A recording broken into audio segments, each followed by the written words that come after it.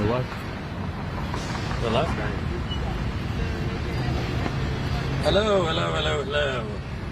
Jordan Sheridan here in scenic Milwaukee, Wisconsin.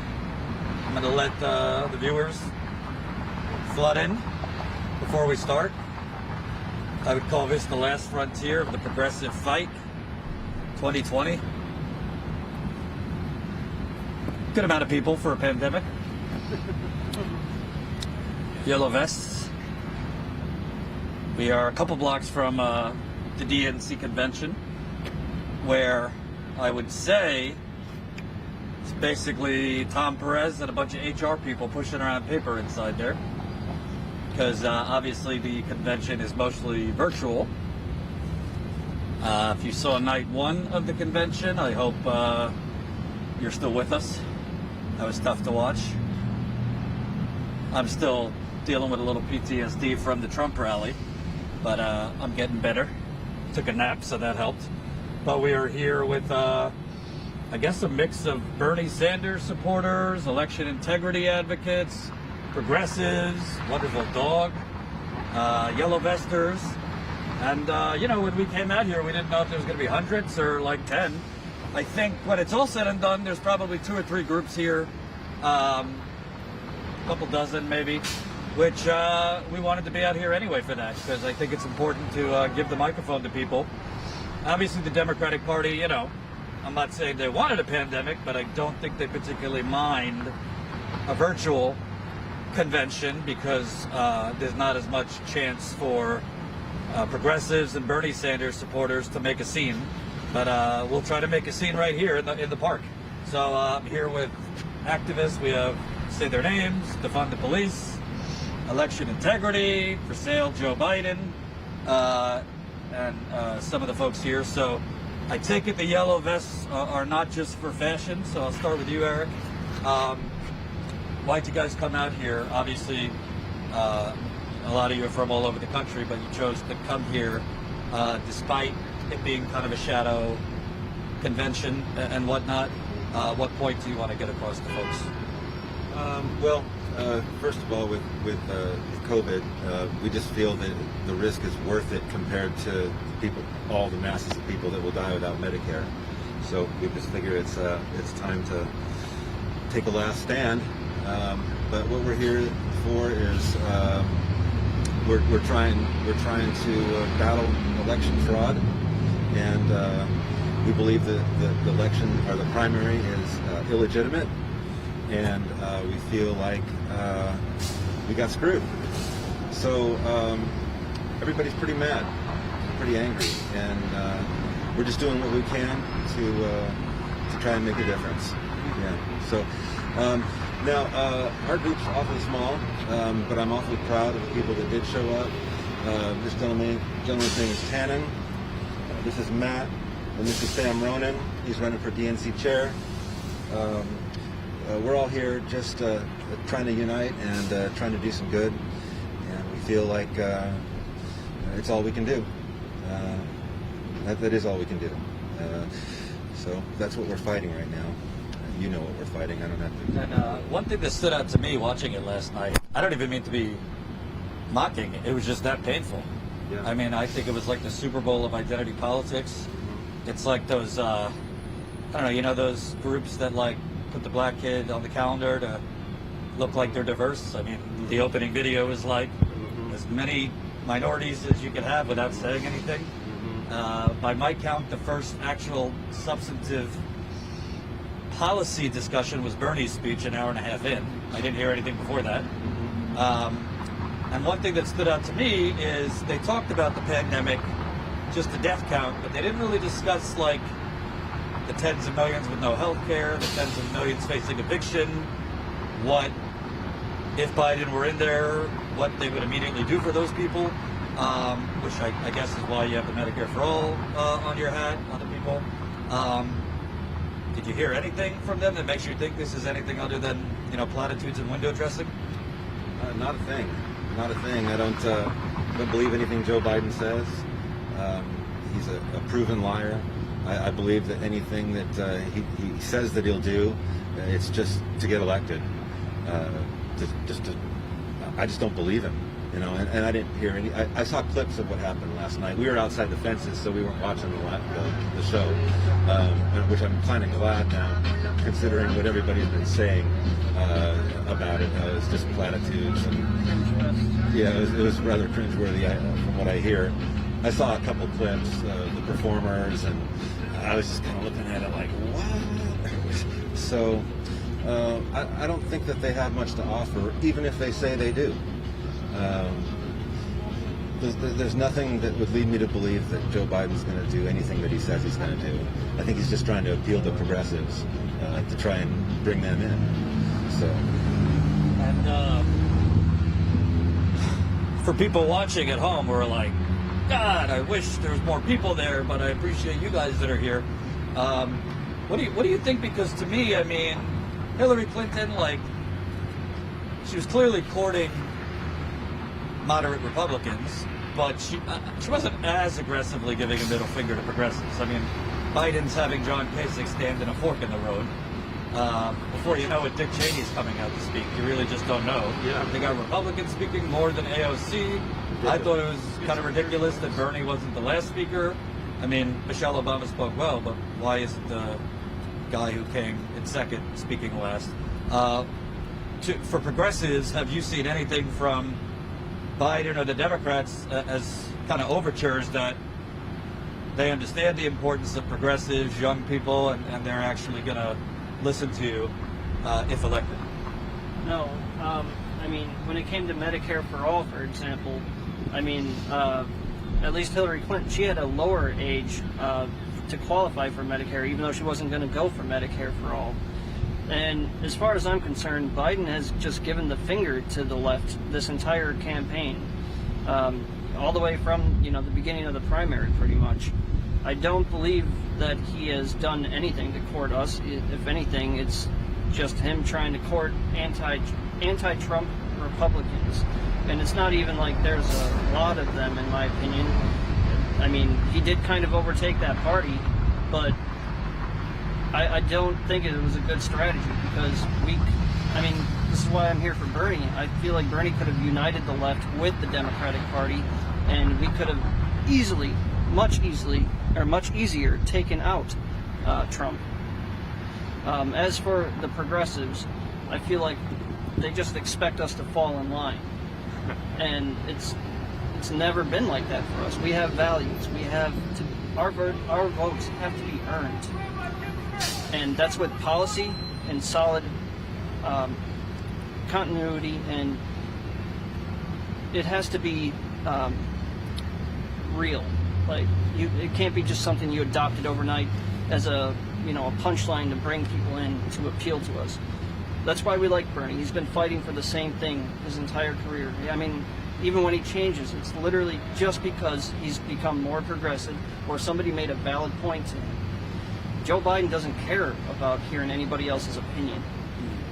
I mean, you see in Iowa, like when he was confronted about climate change, for example, all he did was go off on the gentleman who was a well-known local person.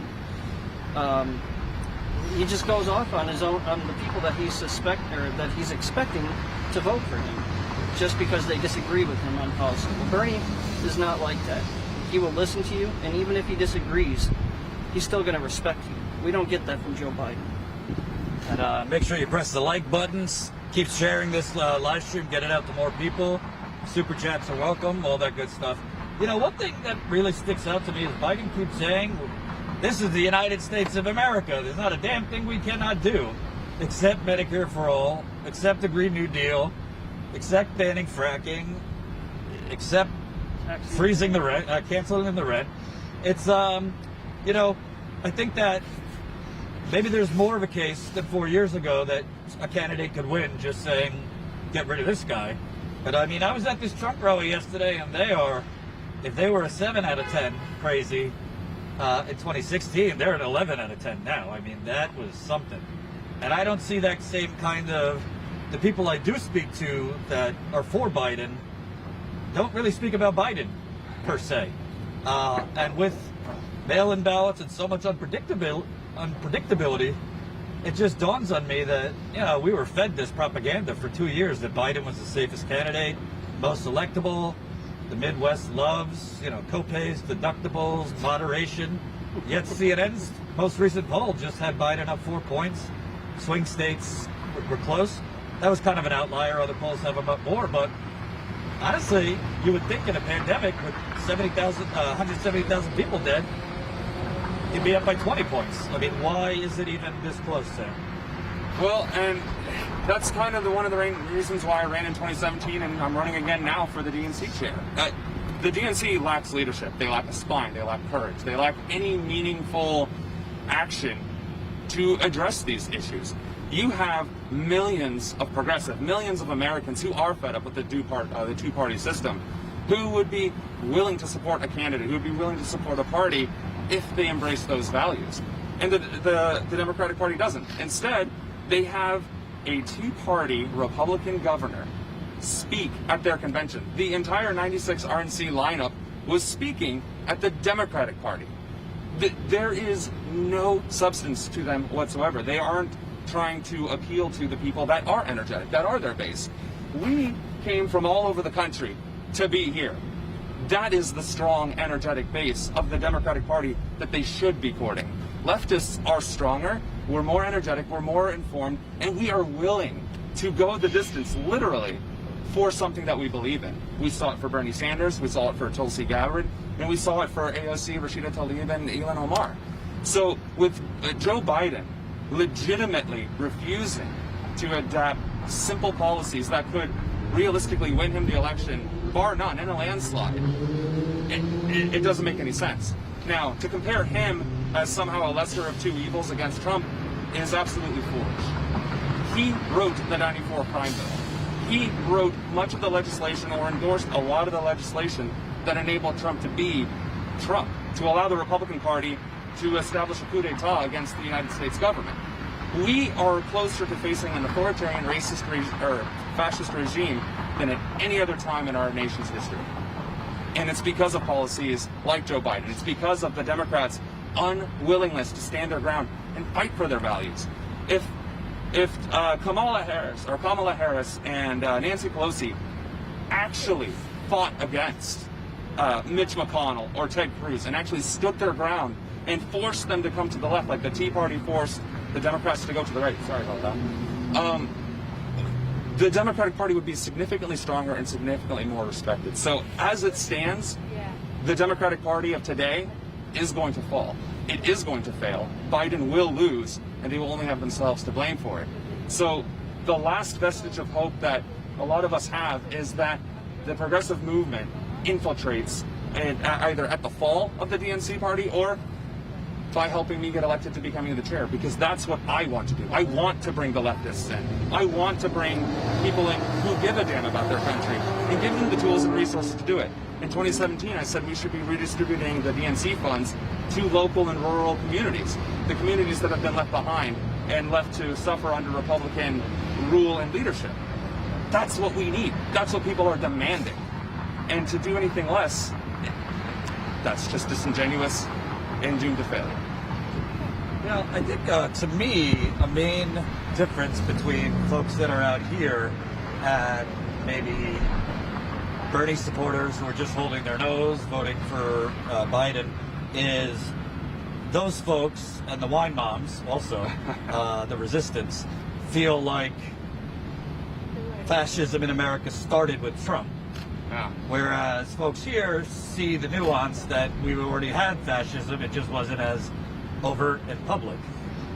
So for you guys, do you feel that, we're seeing, you have media figures on the progressive left saying this, let's get rid of Trump and then we'll fight Biden on day one. Yeah.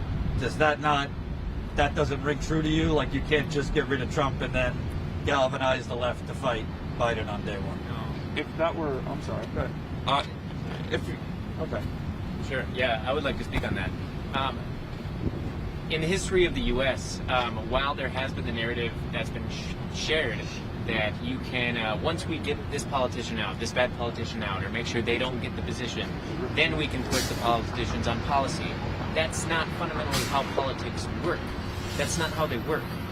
politicians are looking for your votes before they're voted in. So they're trying to make connections and parlay for the people, and the people demanding what they want.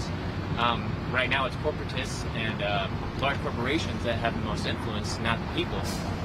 But right now, Are you telling me that when Biden told Wall Street donors nothing's going to change, he was telling corporate? Is that what you're referring to? yes, that's exactly what I'm referring to. I don't believe he is lying about that, and that was almost all but confirmed by John Kasich last night by saying that Biden is a strong guy. He's not going to go left in these policies. But the problem is that right now, why we're here, this is when to pressure politicians into what we want, the people want, not after they're elected.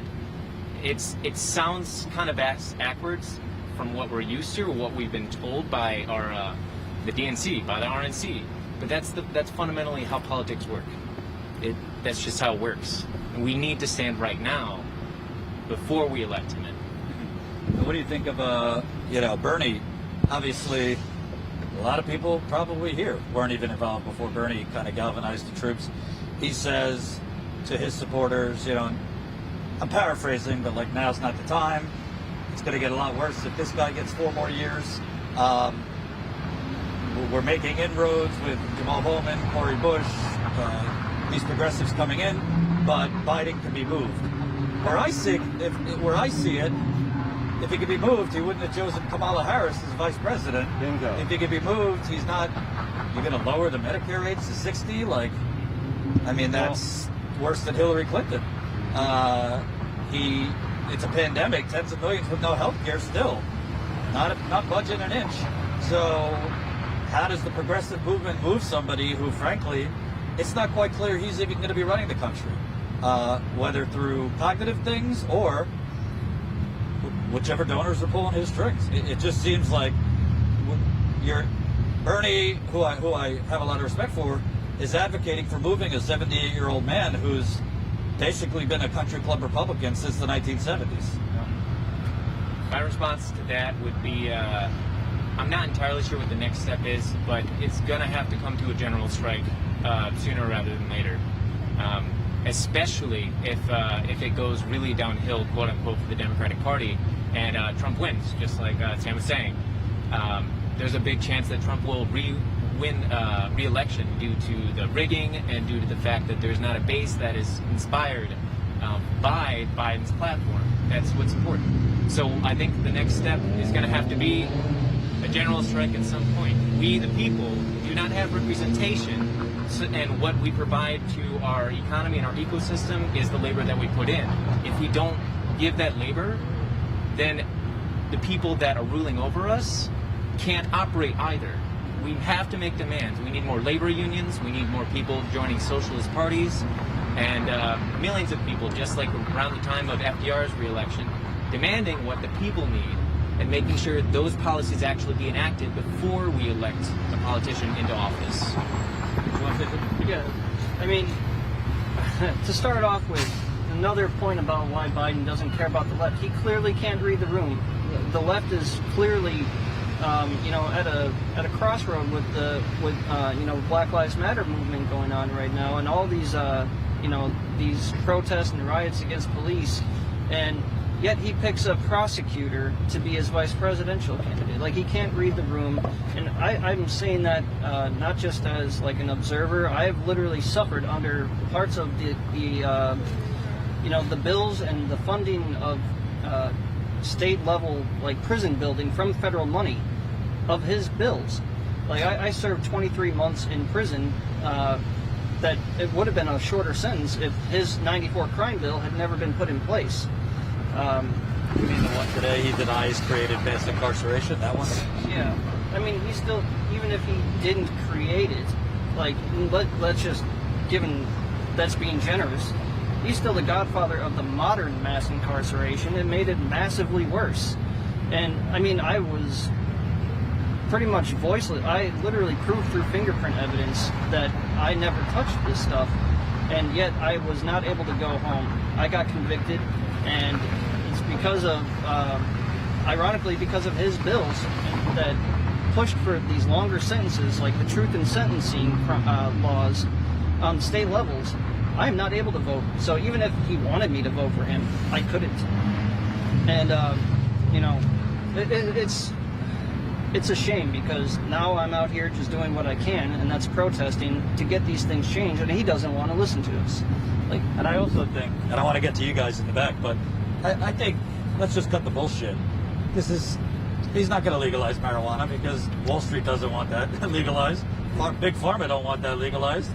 I mean, marijuana, I mean, I dabble occasionally, but if they allow that, then there goes half the medications they're stuffing on there goes people. the for-profit So, prison I mean, it's a civil rights issue, but it's also just practically speaking, the people that are pulling, not just Joe Biden's strings, but both parties, I mean, he's saying the science is not in. I mean, that's just insulting people's intelligence. So from marijuana to reacting to a civil rights movement and explosion by offering more money for police under the guise of, you know, community policing, whatever that means. I'd also like to touch on, though, I mean, I'm just going to be honest, I tell people vote however you want. But you go into these Trump rallies, I mean, there's a real sickness going on in America. So this isn't really like a defense of Biden, but what do you say to those people that say, I understand he's not your guy, but if we allow Trump 4 more years, we might just be a full fascist state because these people are, I mean, we saw yesterday, they're chanting N-words at black people. They're telling me there's no such thing as coronavirus. There's a hostility, and I think Trump is kind of, if Trump's legacy is one thing, it's like enabling people to say the quiet part out loud, you know? I don't know. I don't think that genie's getting put back in the bottle, whether Trump's defeated or not. But what would you say to people who say, put your vests on the day after Biden gets it, we got to get rid of this fascist? I would say, regardless of which fascist is elected, we need to keep the vests on and keep going hard. I mean, even like hypothetically, if a miracle happened and Bernie was elected and he became our president, I think he'd receive so much resistance that we're going to have to hit the streets anyway. And so, whichever fascist gets elected, it ain't the right one. And to speak to your question a little earlier about progressives and what's the next step and what can they do, I feel like there is a lot of people, a lot of good people that feel that their responsibility as a participating citizen ends with voting. You know, well, if we don't pick who we want, we're just going to go green, and we'll vote green, and that's it. And that's where our responsibility begins. It begins with voting. I sincerely believe that, you know, the Democrats are controlled opposition for the Republicans, and that they're both the same animal, and that they both need taken down. And you know, the most important thing, I think, to me is that people hit the streets, and that people understand that we can't beat this duopoly unless we hit the streets. You can't fix it with voting. We voted our asses off, and Bernie, he should have got it. I mean, I've put 10,000 miles on my car in the last 2 months, going back and forth to Milwaukee twice, going down to San Diego once, and back to Seattle. And we saw absolutely zero, Z, none, no Biden signs whatsoever. Trump signs all over the place. We saw some Bernie signs and Bernie bumper stickers. But, I mean, how is it that this guy wins elections and he has no base? Or wins the primary and has no base? It just doesn't make any sense. So things like, you know, important things like Medicare for all, if they're not going to give it to us now in the middle of a pandemic, for Christ's sake, they're obviously never planning on getting it to us. So that's why now is so important. That's why hitting the streets now is so important. And progressives need to understand, everybody needs to understand that the responsibility starts with voting. It doesn't end there. So that's what I have to say. Make sure you press that like button, smash the like button, share this live stream, subscribe. Let me see your poster here. yes, sir. So, talking about the exit poll discrepancies, I think that the United Nations says anything above 3%. Is that correct? Apparently it's 4.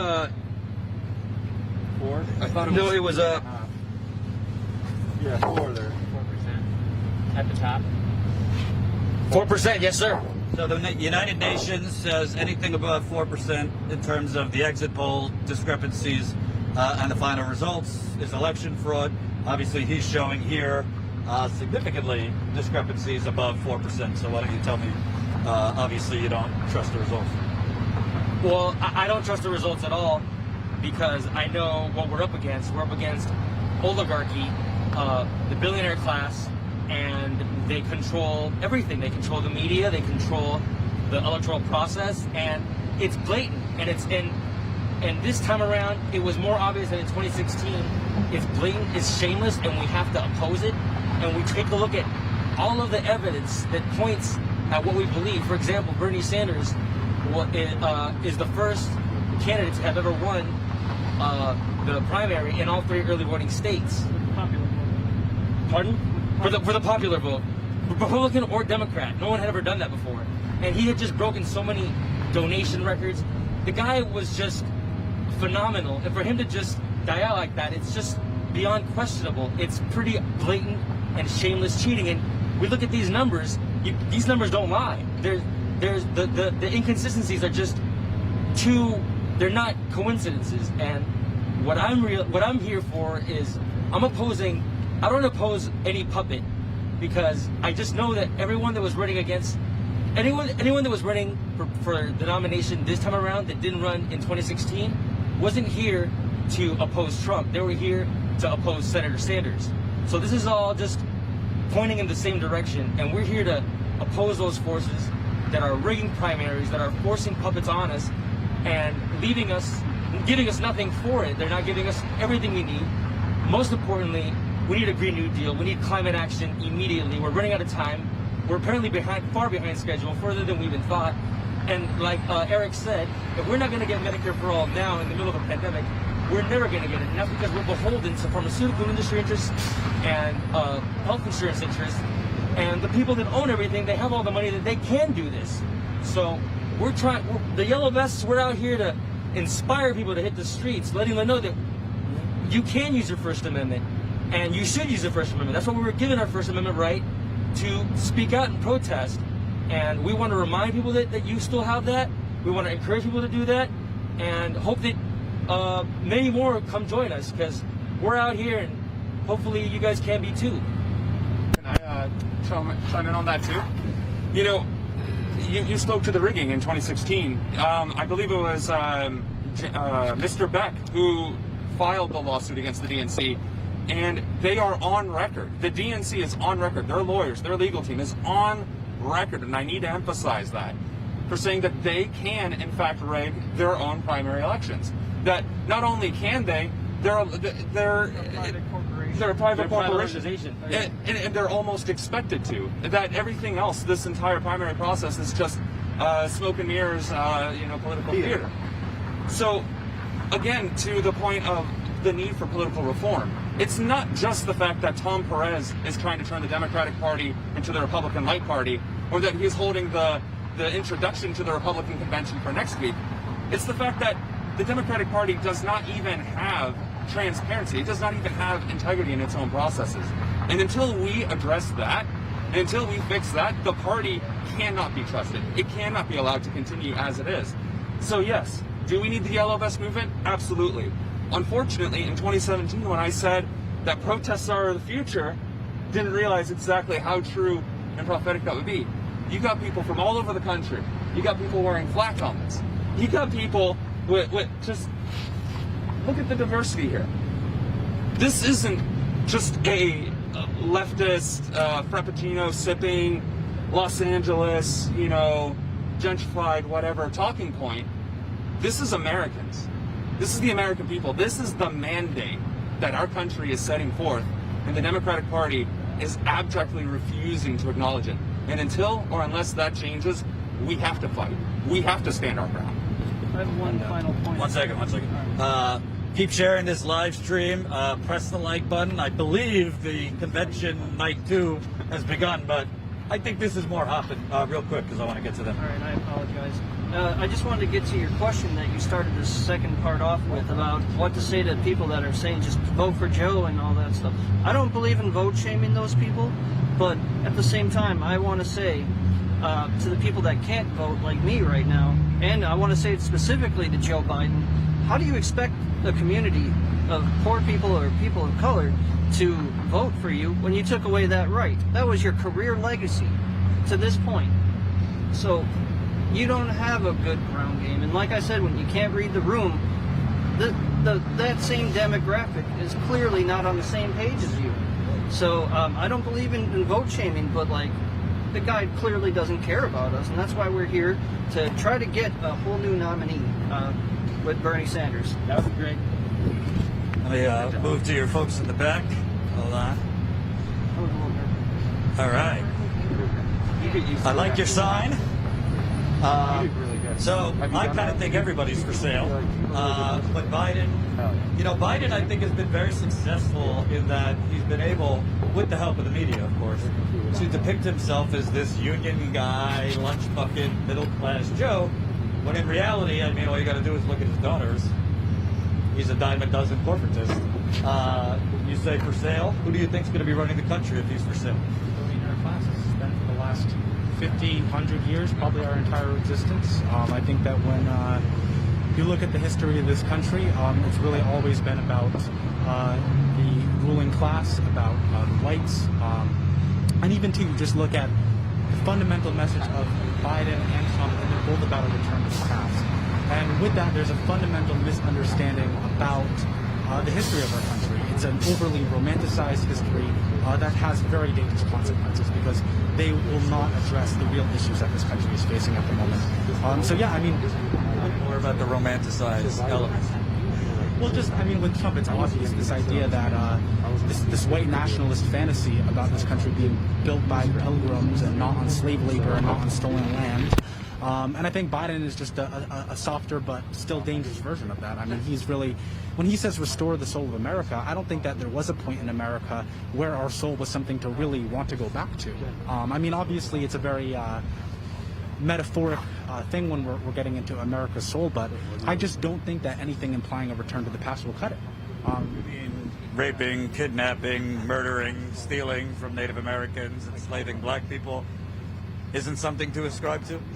No. And I mean, I think it just the fact that they do want to return to the past shows that they don't understand fundamentally today that slavery still exists, that the genocide of Native Americans is happening right now. This land theft continues day in, day out. And so, yeah, I mean, they just, they really just want to send this country to hell at this point. One thing that really makes me angry is, during the debate, and frankly, I don't really think Bernie answered this well, they kept gaslighting, well, how are you going to pay for it? How are you going to pay for it? Well, in the first coronavirus bill, $4 to $6 trillion in 5 minutes. Literally. I mean, there was barely any negotiation. It was just $4 to $6 trillion emergency. But it was an emergency when, I think at that point, 40 million people didn't have health care. Not to mention people who do have health care but can't use it. So how is it that they suddenly had the money then, but they don't have the money now for what every other country that actually, cares about its people could do pretty easily?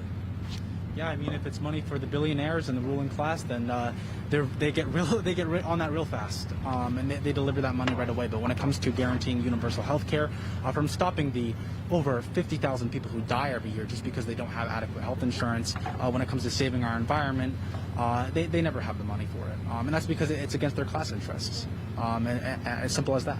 Do you think, sir, you have the Medicare for All too? I mean, I don't have data, but I'm assuming, because I've met plenty of people that feel like shit and just aren't going to go to the doctor. So how many more people have died or gotten sick because they're just not willing to take the chance to get tested? I know they say it's free, but I know people that went to get tested, it wasn't free. I know people, I've read the horror stories. Somebody was hospitalized, I think in Seattle, for 2 weeks. They got $1 million bill for coronavirus. So how many more people just have gotten sick, or this has continued because they don't feel comfortable? They'd rather not go bankrupt, so they'll stay home and hope for the best. You're absolutely right. I'm self-employed. I have insurance through Obamacare, but I still try not to use it. If I'm sick, I don't go in. Since last year, my premiums have gone up 500% since last year. That includes the co-pays and the deductible and everything else. So if I'm sick, I just don't use it. You know, it's the last resort, even though I'm insured, and it's ridiculous. I'm very sad that the Democratic Party has dropped the ball on this when 70-some% of the American population want this, and they're beholden to the drug companies and the insurance companies. It's sickening. And it's interesting because you always hear Pelosi and Democrat talking points are like, the Republicans won't listen to 90% of Americans who want background checks.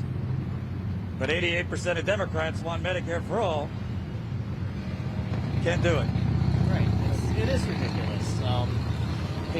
They're bought and paid for, just like you said, and it's got to change. And I don't see how it can change. I'm very disappointed that Bernie took a knee in this. I think he should have fought on and said, screw it, I'm going to go out and run third party. At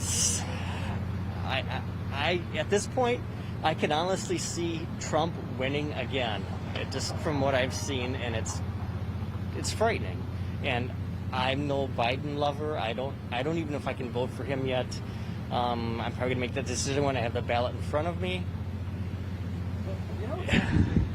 I don't know how people think, but politicians lie all the time. I mean, Joe Biden could very easily just say, I've changed my mind. I think we need to cover people through Medicare, at least through the pandemic. He'd win, even if he didn't mean it. And he just flip-flopped after the fact. They won't even do that. So it makes you think that, again, you said for sale. Seems to me that he's not really making the decisions. It's like Kamala Harris. She ran for president. I'm for Medicare for all. Within 24 hours, she wasn't anymore. I'm pretty sure she got a couple phone calls from a who's who. So it seems like Biden, Trump. I mean, I think Trump is terrible, don't get me wrong, but it doesn't really seem like they're the ones ultimately making the decisions. And it seems like the donors set how far you can go or can't go. Biden actually didn't even run. It was the media that was pushing him the whole time. He didn't campaign at first. It was all the media that was pushing him, and basically Biden's handlers, his donors, and he's just doing what he's told. I don't think he wants to be president. He's just doing what he's told, playing his part.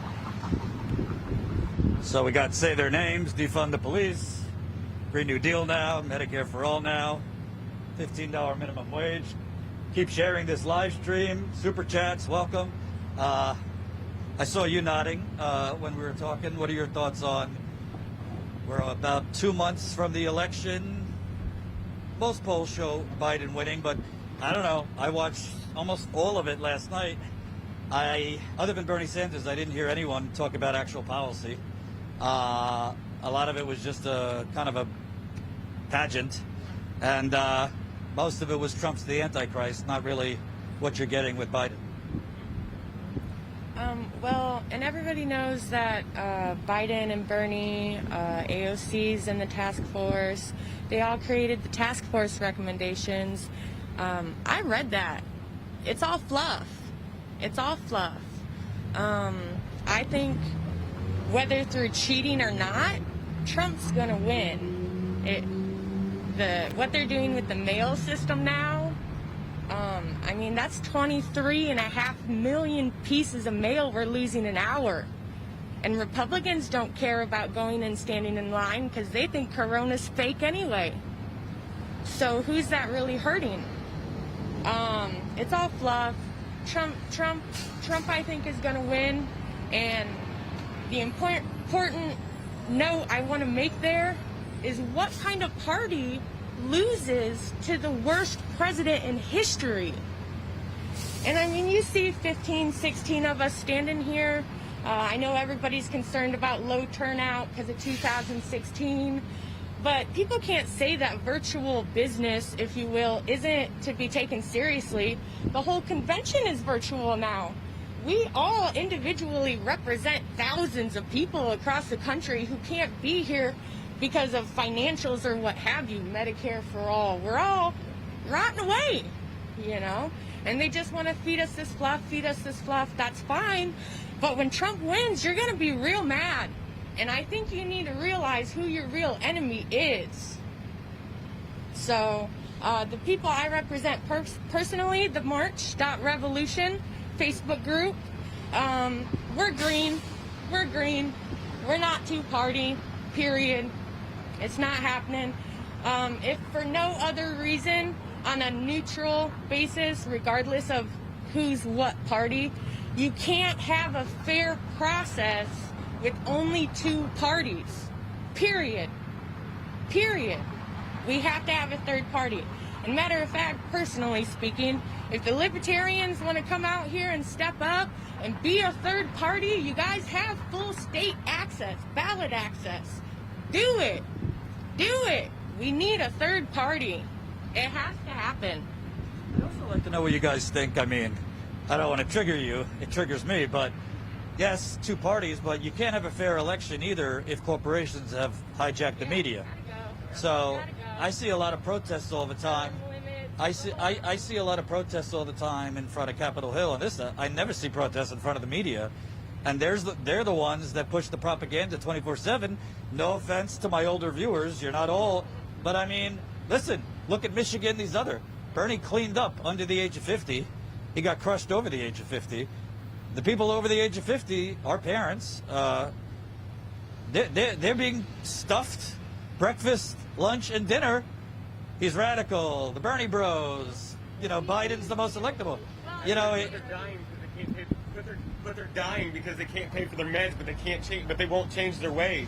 You know, I've got my grandma dying in a hospital. I'm a 6-time cancer survivor with no insurance and can't even take my own meds because I can't afford them. Because I can't afford them. And but you got people sitting on, in the house. You're a 6-time cancer survivor, you said? Yeah, I've had multiple stuff just removed. So, but I'm $2.8 million in debt, and I'm 36 years old, and I can't pay any of that.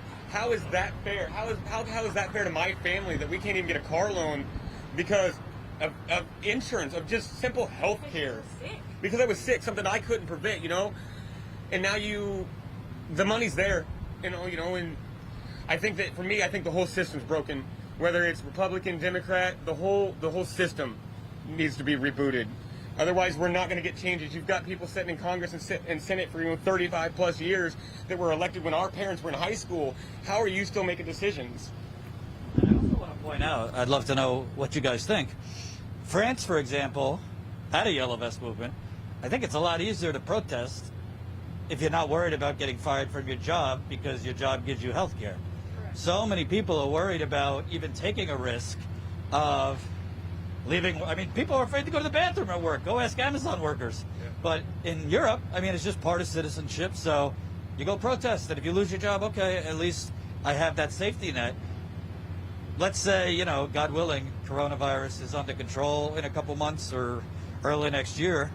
Do you guys think it's a matter of just not if, when at this point we get something like a general strike? Well, I think maybe one reason why there's not so many people here is because when the progressive movement sees their heroes, their people that they look up to, like Dr. Cornel West, like Nina Turner, saying, you know what, I will vote for Biden. Of course, it's going to suppress, but like she said, we're here representing a lot of people. I do feel that this might represent the end of the progressive movements, any little bit of hope that was left to reform the Democratic Party. Maybe this is a sign of that. But the hints that Dr. West and Nina Turner gave online when they said stay tuned, when they said we're working with Nick Bana and Movement for People's Party.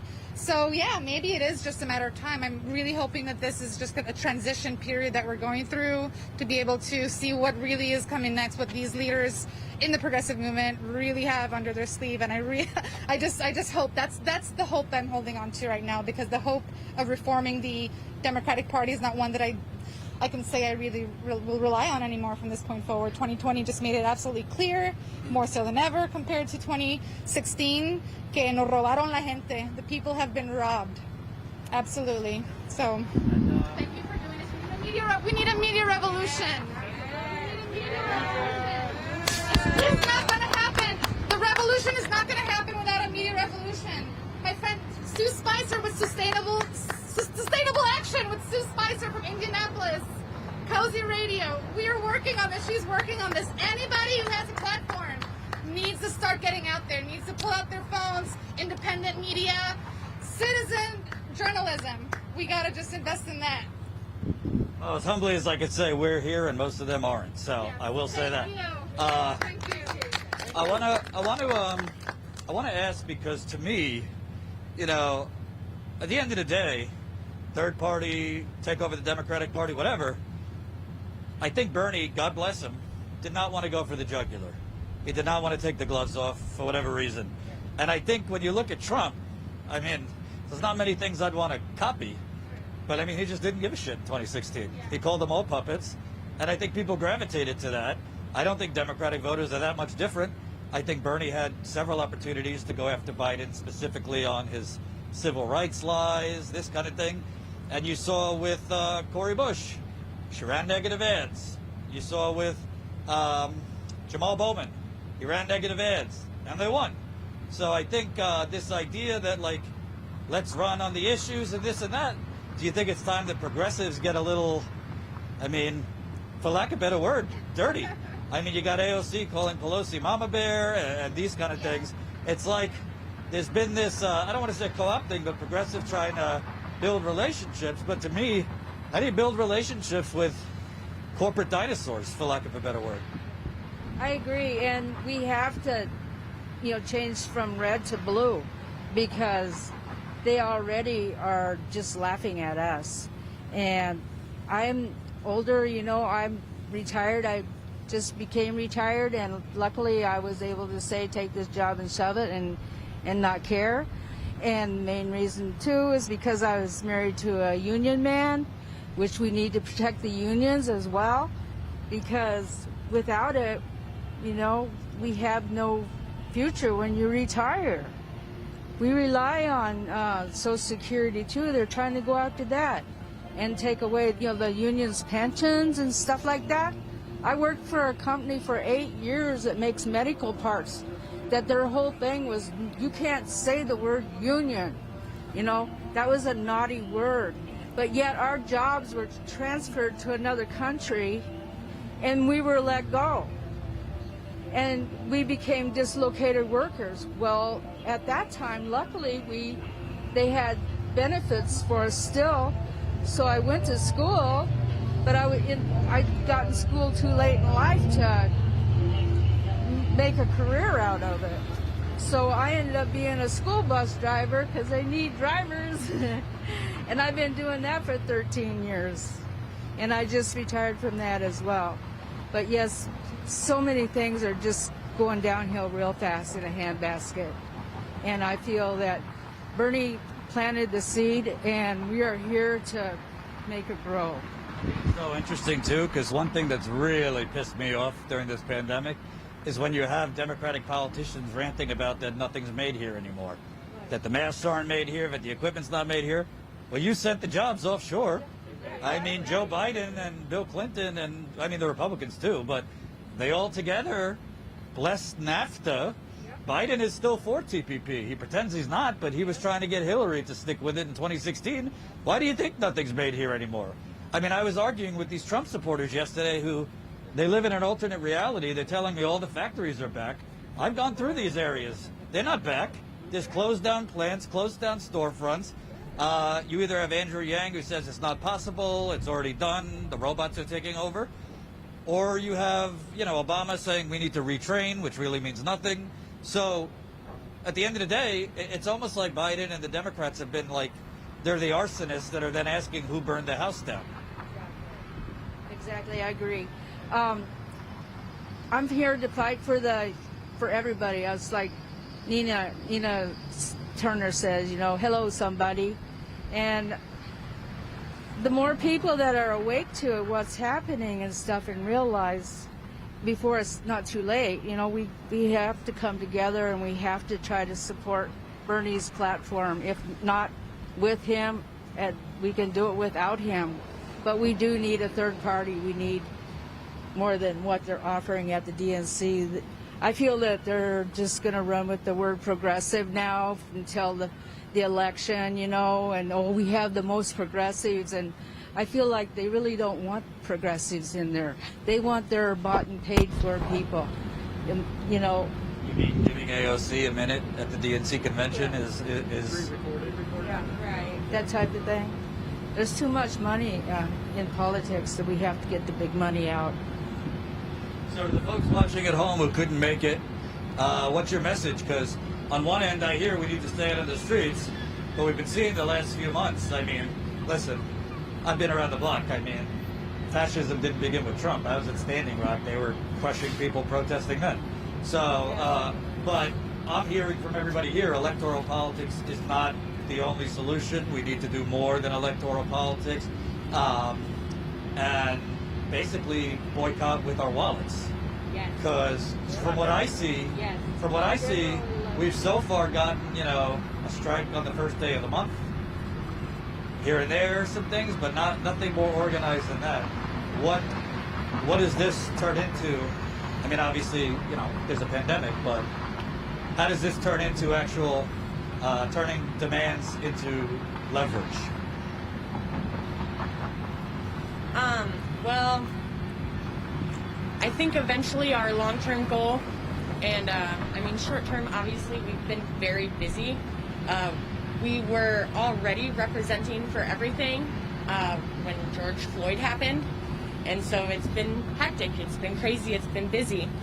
But long-term, these people in these states, they're gonna start realizing where their state's money is coming from and how their jobs or the way they spend money or those kinds of things. Unions, oh my gosh, please get with your unions.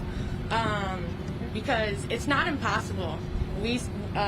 Extinction Rebellion was with us last night. You see their logo all over town. They're shooting for 3.5% U.S. population. That's what it takes. That's it. African Americans alone are either between 13 and 15%, I believe. They could do it themselves, So it doesn't take what everyone thinks it does. In terms of boycott. Right, yeah. It just takes organization, and you have to have the numbers to organize in the right outlet. Find your state's money source, get with your unions. Because we can stand out here and protest all day long, but it's not going to do anything. You know what I mean? It creates awareness, it puts us in the news, it makes it an issue, so we keep having these conversations.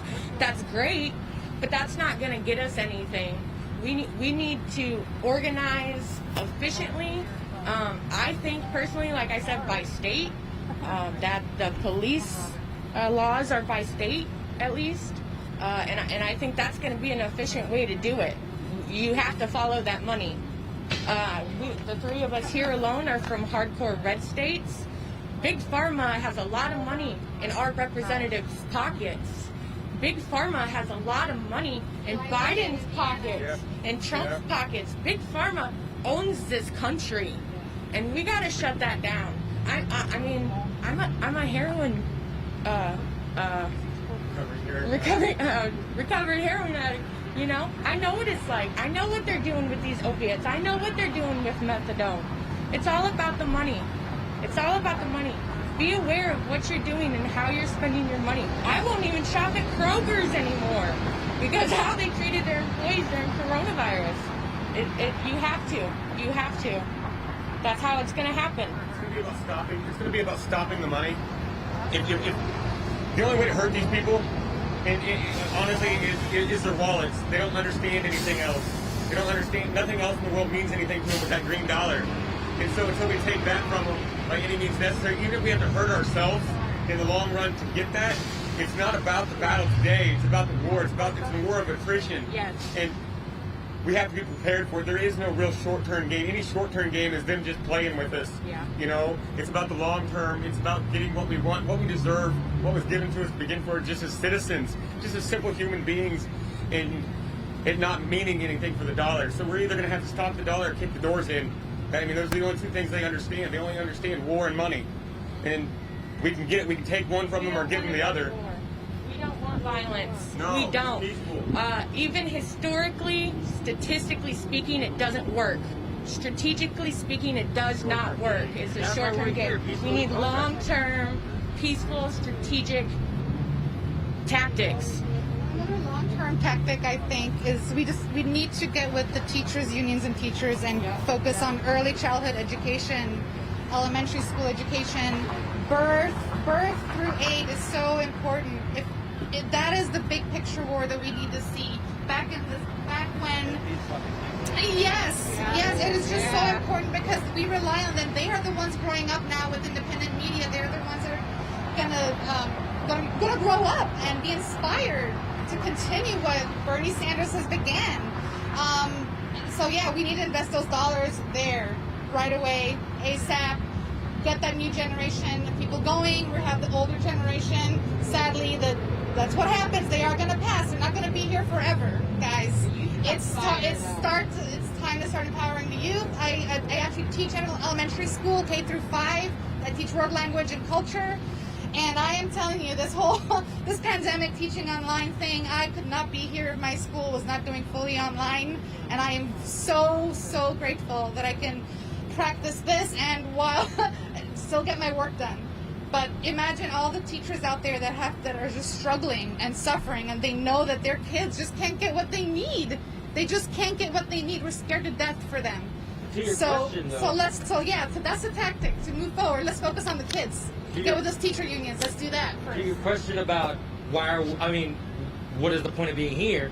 Everything they just said starts with hitting the streets, getting active, trying to bring attention to the matters at hand that will lead to these changes that we desperately need. The money needs to be reallocated. We need to reimagine how we're going to restructure society. And it starts with bringing attention to those needs. And that starts by hitting the streets and protesting and bringing attention to the matters. Basically, an outcry. We have to express and demonstrate outrage. So that's why we're here now, because everything that these ladies were saying about what we're trying to do, hitting the pockets, it's all true. But we can't just go and start taking money from them.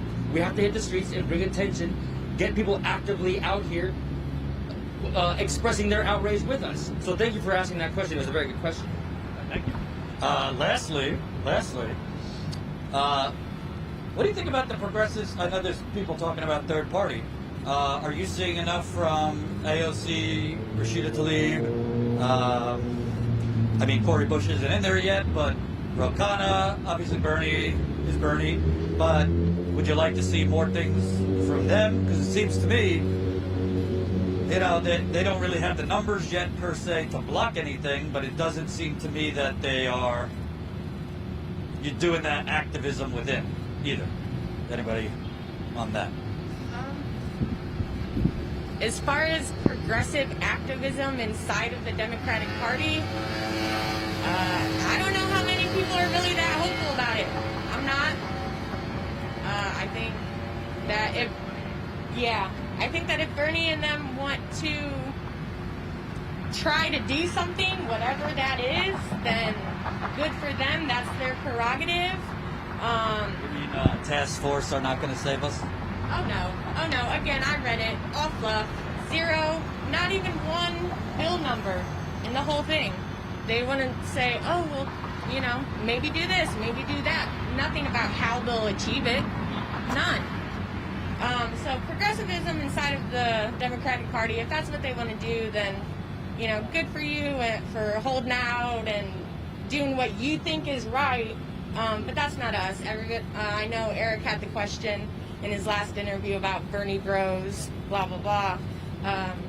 We like Bernie. We love Bernie. But I'm not going to follow Bernie to hell. I'll follow policy to hell.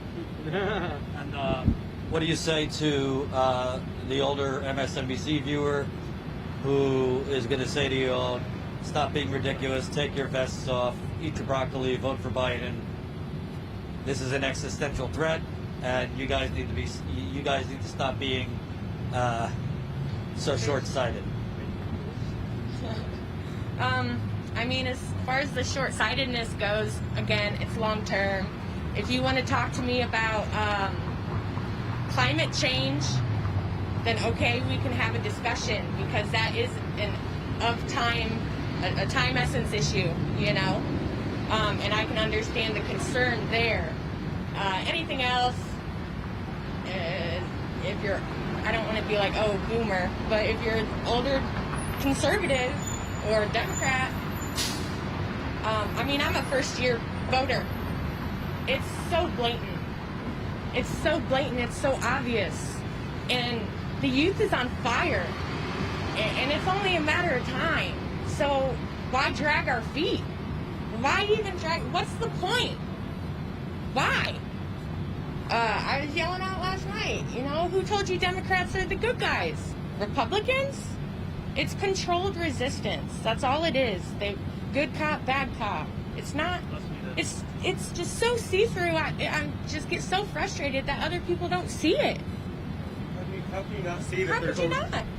How can you not see that there's only one party, or how they all just work together? Because it doesn't matter if you got a Republican or the Democrat in office. Whoever's in the office is always going to be the good guy or the bad, you know.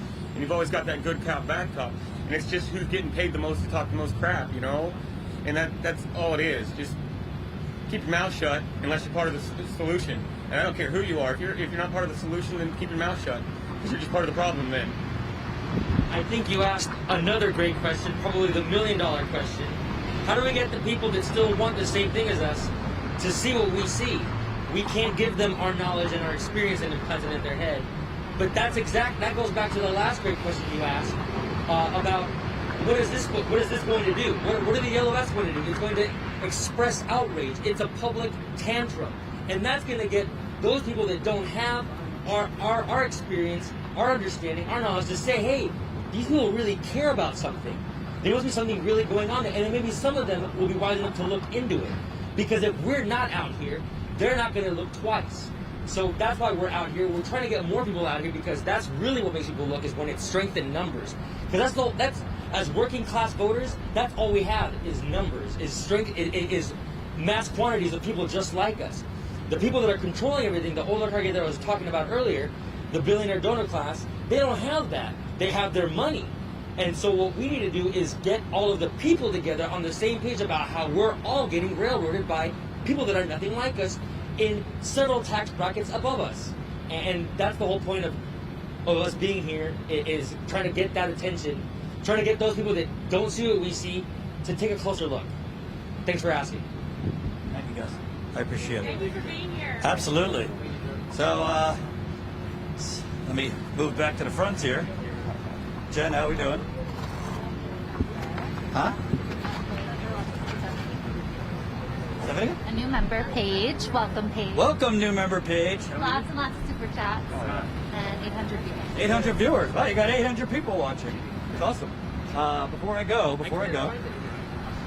you know, I want to ask something more basic. Beautiful dog. Thank you. You know, to me, I look at. I've been paying attention to politics probably since '04.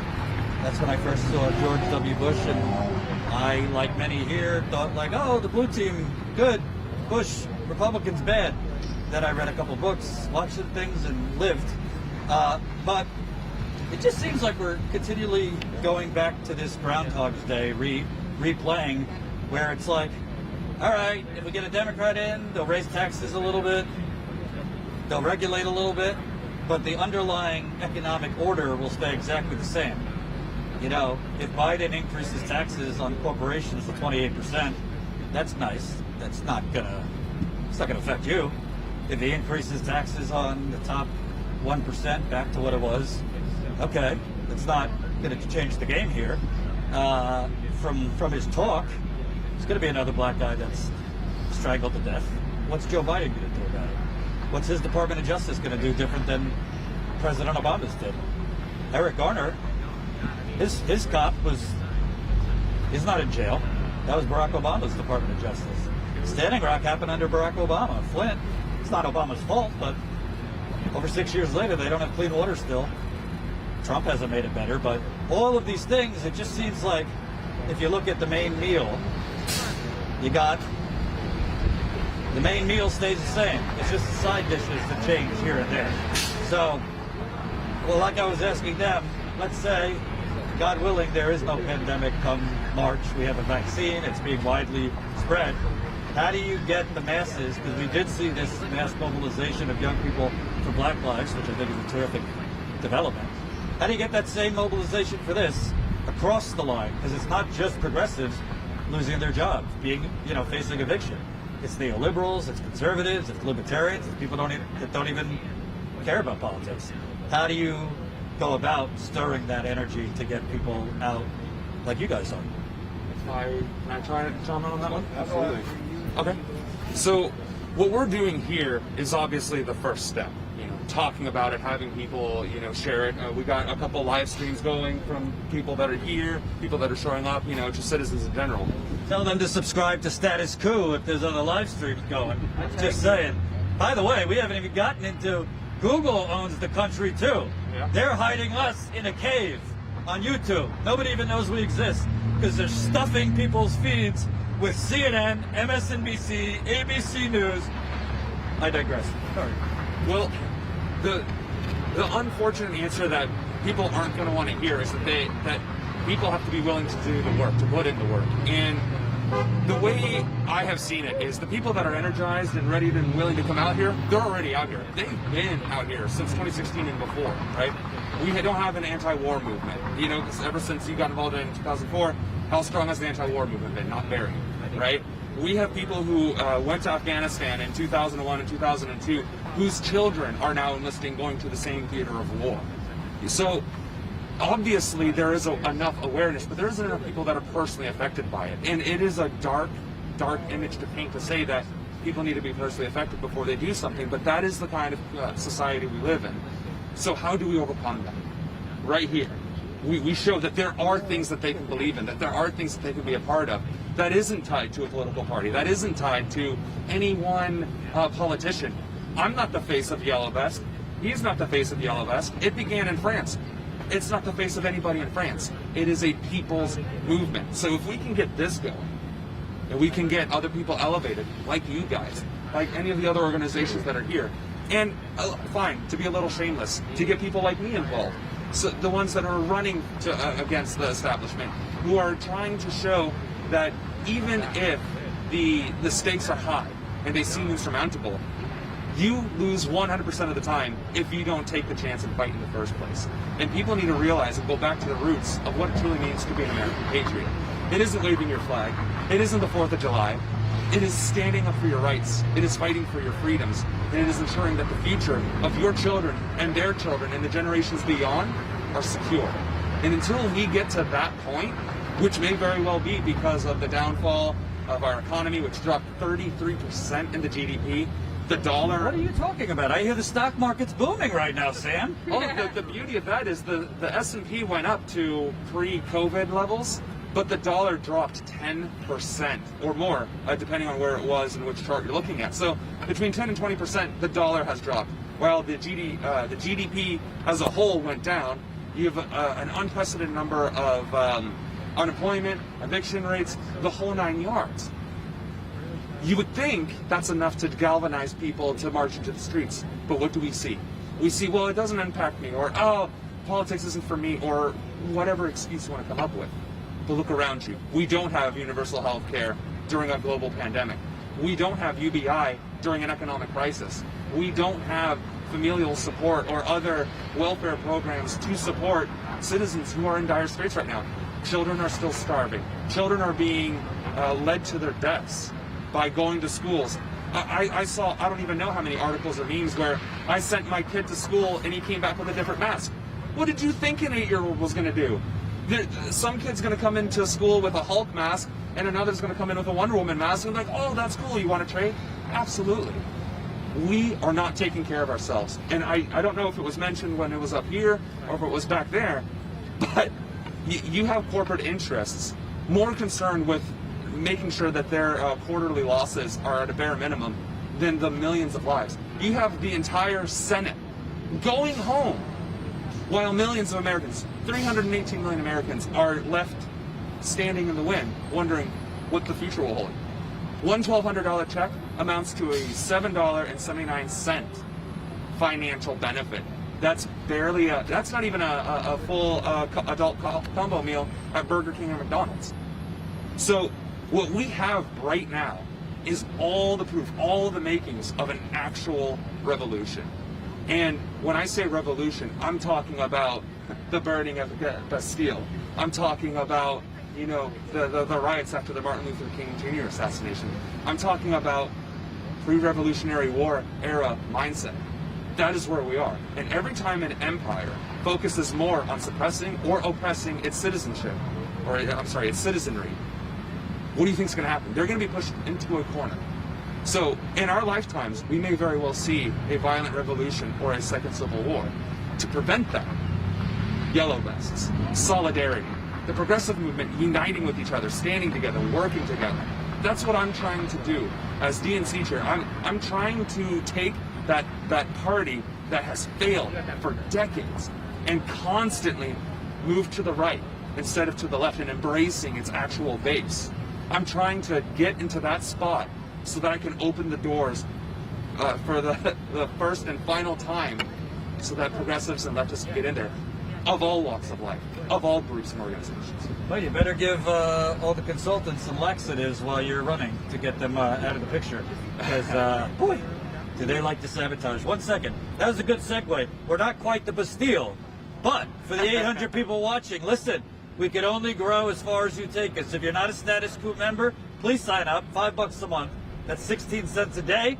Way better than a burnt cup of coffee from Starbucks. We need you. It costs money to be out here. That's why most outlets aren't, including that they're lazy. So please sign up if you haven't. statusquo.com/join. You get bonus content too. statusquo.com/join. Did you want to say something? He wants to. I just wanted to expound on something Sam was saying. The war that he's talking about, and this might disappoint some of the far right, but the war he's talking about is not a left versus right war.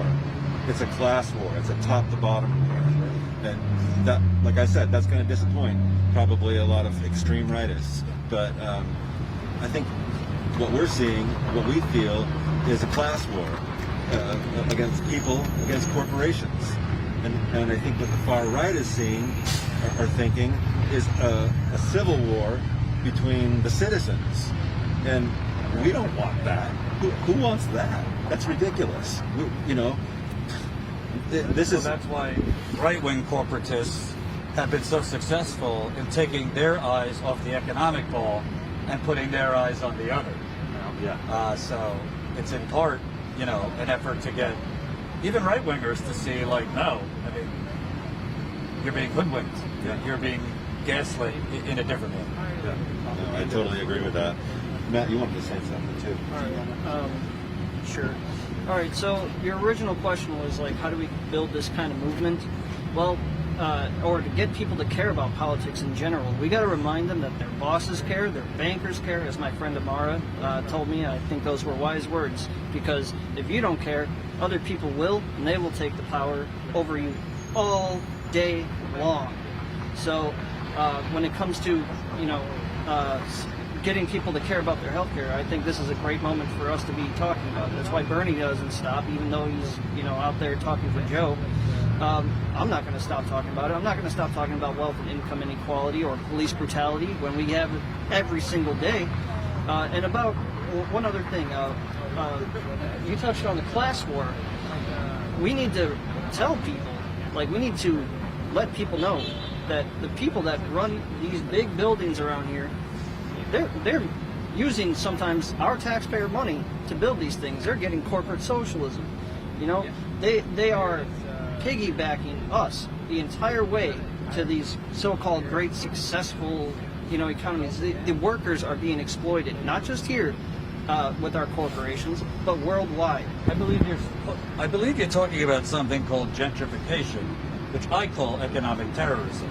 Because let's look at Pete Buttigieg. What is Pete Buttigieg's claim to fame? He just gave away South Bend to the corporations. Here, I'll pay you to come from Chicago to South Bend. Here, you don't have to pay taxes for 20 years.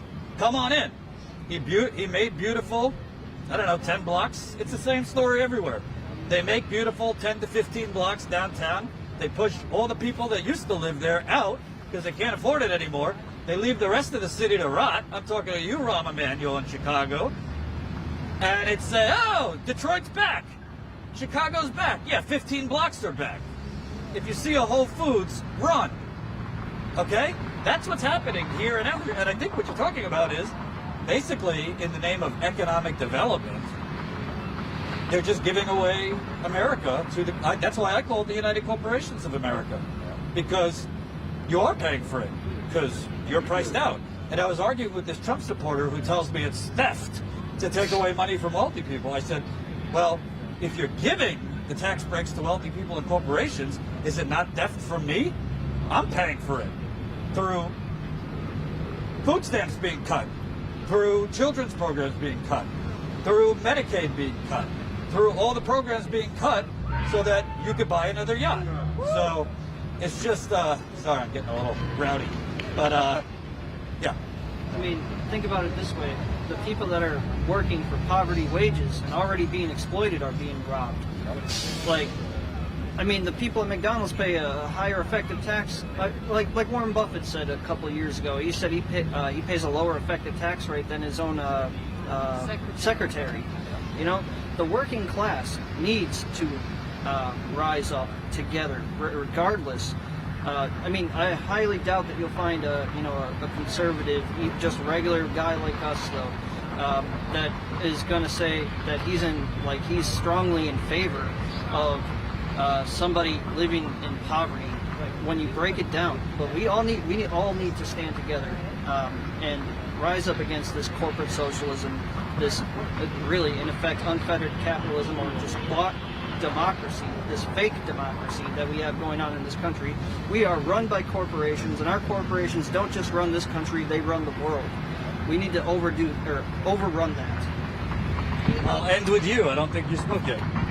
You know, Jordan, we do appreciate you being here to bring light to us. And as the lady back there said, you know, each of us represent thousands of people who would like to be here. And to answer your question, how do we get more people out on the streets? Well, I don't know. I think they're doing a pretty good job of it by not, like in Indiana, 44% of the people there didn't make their housing payment in July. So if our government continues to abdicate their role of stewardship of its citizenry, if they don't take care of us, how are we going to get them out in the streets? We won't have to. They're going to put them out on the streets for us to hand vests to. So that's my answer. They're doing the work for us because they're creating more disenfranchised people. They're angry people. I'm a small business owner that they have abandoned in this pandemic. Forced to reopen my business before there's the physical traffic for me to definitely survive. But I'm a hard worker, so I'm fighting for my business because it's where I want to be.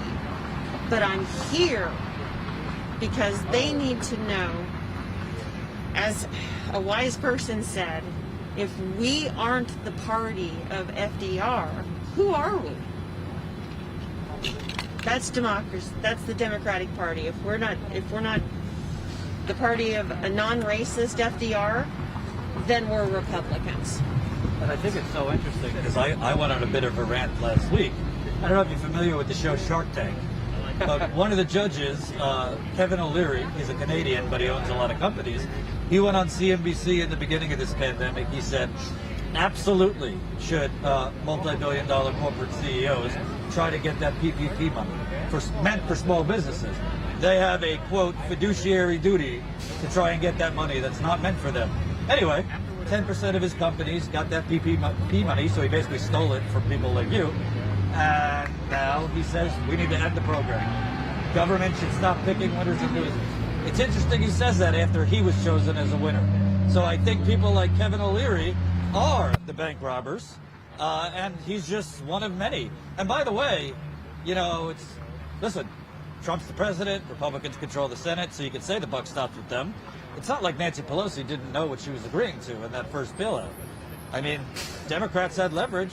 They could have very easily said, we're not even discussing money for corporations right now. We need direct money for the people.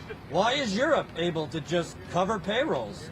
They print money just like we can print money. That $1,200 that they gave us was a loan on our tax returns. That benefit wasn't even them giving us money like they gave money, the trillions to the bank. They gave the banks and Wall Street trillions. They loaned us our money. That's what that $1,200 is. It is not even a gift to us to get us by for a month if you're on the coast. I just can't imagine what it's like to try to make rent on the coast. 53% of the small businesses are done. And who picks up that business? The billionaires. We got what, 473 billionaires now? 463 billionaires? I saw it on a meme on the internet and I didn't believe it, so I did the math. To be a billionaire, you have to net $5,000 a month every month since 1492 to be a billionaire. There is no ethical way to do that. You have to do it on the backs of people. If we don't change our system, this will be the least of your troubles. Nice people like me out here talking to you about knowing your own side in a fight.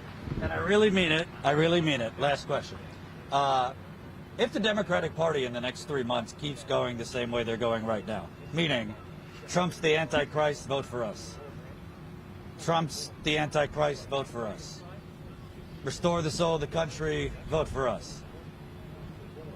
Trump's the Antichrist, vote for us. If there's no there, I understand what the polls say now, but are you confident Biden would win by not proposing anything and just being against Trump?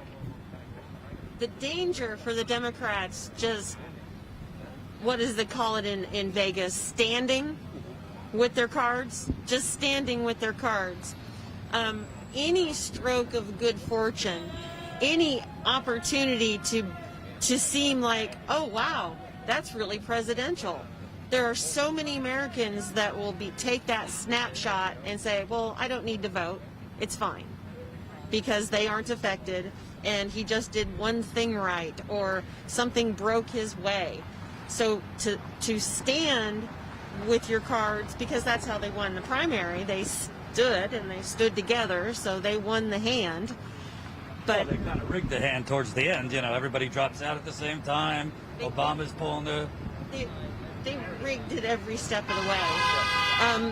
I was in Iowa, and the Democratic Party did not train its people to the new rules. They allowed the incompetence to muddy the waters. And Bernie's internal numbers, we were one across the board. So they started cheating out of the gate, and they have the right to cheat us because they're a corporation. They've made it very clear that we are not welcome in the party, and that's why our numbers aren't huge, is because we got the message that we aren't welcome in this party. Everybody, I have a handful of Dem-Enter friends left on the internet. A handful that are saying, nope, got to stick it in there because the duopoly has all the power and we can't get this. And it's like, they're not worth it. For me, right now, being a Democrat is like being in an abusive relationship. When do you look at that person and say, my needs aren't being met, and for my mental health and my well-being as a human, I have to call this relationship quits. And of the thousands of people who were going to be here when they thought there was life left in the Democratic Party, when it might be the party of a non-racist FDR, they were willing to come here and tell them personally, hey, we need these things. You're letting us fall through the cracks. The American dream is lost to us. You say you hear us, prove you hear us. We are desperate. And they said, corporate welfare. Those cracks you're talking about are sinkholes. So here we are. And thank you for being here. One more. Wednesday, tomorrow's Wednesday, then you got Thursday, so 2 more nights of the convention. Yep. If people watching are in driving distance to Milwaukee, feel safe enough with social distancing, masks, do you encourage folks to come out? We're desperate for it. The globe is desperate. We're in trouble. We're in big trouble, especially black people. And if we don't do something now, I mean, like she was saying, it could just happen organically in a few months. If things continue the way they are, if people keep getting evicted, if people keep going hungry, if people keep getting angrier, it could happen organically. But we certainly can't rely on that. That's like throwing the dice. We need to make it happen now. In France, the reason that the yellow vest happened is because every car that's sold in France has to have a yellow vest in the jack kit for safety, in case you get a flat tire in the middle of the road, So it happened really organically there, as far just grab your vest and let's go, Nobody had to go out and buy them or what have you. I'm appealing to everybody to go to your local hardware store, to go to your local lumber store, get yourself a $10 vest. You can afford it, and you can't afford not to get one, and hit the streets, because we're getting screwed in every way possible, and the more you look, the more you're outraged, the more you'll find. And people, they can, 5 years ago, before I found out about Bernie Sanders, I was one of them. I was like, you know what, fuck politics, I'm not going to play that game. It's just a bunch of old dudes, and they cheat. I didn't know anything about politics, but I got the general gist of it, and I didn't want to participate until I saw a window with Bernie Sanders, and that's all it took. I heard, I think within the course of 2 weeks, I discovered Bernie Sanders. That was right about the time Kaepernick was taking a knee, and I used to be a big football fan. I haven't watched a football game in 5 years, but that wasn't a conscious choice. I just lost interest after the national anthem. Right, and so right about that same time, Richard Sherman, cornerback for the Seattle Seahawks, he says, I don't understand why the public has to pay for these stadiums that the billionaires get the profit off of. And I woke up, and that's what America needs to do. They need to. I hate telling people to wake up because that's kind of condescending, but we really, as a whole, I'm not going to tell any individual to wake up. It's rude, but as a whole, we obviously have to wake up. And if we don't fight these battles, they're coming for us. And they're coming for your wallet.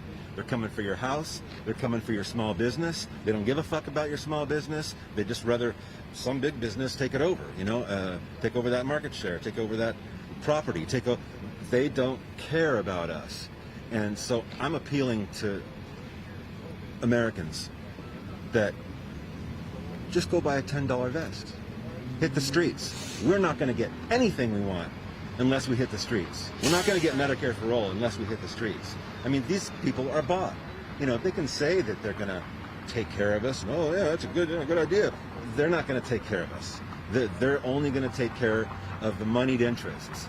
And the fucking Democrats, they won't move a muscle without a whole lot of money. And that's the opposite of how it was supposed to be, So we got to hit the streets soon. Eventually, hopefully, we'll get Citizens United overturned. We'll get corporate money out of politics. It's a many-step process, and people. The first step, people, is just $10, and a little bit of time that you have anyway, right now, Let's do this. Let's get it done, and we can get what we want. When the masses come together, we can achieve anything we want. We can get anything we want. We're seeing that right now with Black Lives Matter. So let's do this. Thank you, guys. I really appreciate it. Thank you. Awesome. We really appreciate independent media, YouTube media, and local media, because without you guys, we're even more sunk. You know, corporate media is not going to help us out. You know, they're bought just like our politicians are, and without you guys, you know, without independent media, YouTube media, you know, we're sunk. So thank you so much for coming out here. I just can't tell you how much I appreciate it. So that is the Bernie progressives turned yellow vests in Milwaukee. They might look like a lonely bunch, but I really don't think they are. It starts with a dozen, and you could join them either in person or in your community. But I've been saying for weeks, I don't think it's if, I think it's when we're going to have some type of economic boycott. And as I've always said, frankly, the oligarchy will only move when you light an inferno up their ass. I mean, I'm not talking about violence, but they will only move if their economic interests are threatened. If their economic interests are threatened, they will, because their ideology isn't really left or right, it's green. And if they feel that their interests are threatened, they will move. So I do believe what you're saying. You can really get whatever you want, but it has to be sustained action. It can't be basically negotiating right out of the gate, giving 75% of things. That's basically been the Democratic Party for the last 40 years. So definitely, we'll be here the rest of the week. Please, if you can, obviously if you can't, and times are tough, we get it. If you can, please sign up. I really think that we could all complain about the corporate media, but you have to help us build independent media. There's a lot of outlets that claim to be independent. They're not.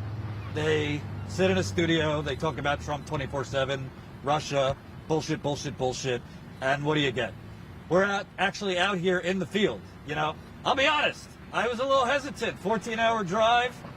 Jen said we got to do it, and she was right, because you got to give people a microphone, even if it's a few people during a pandemic.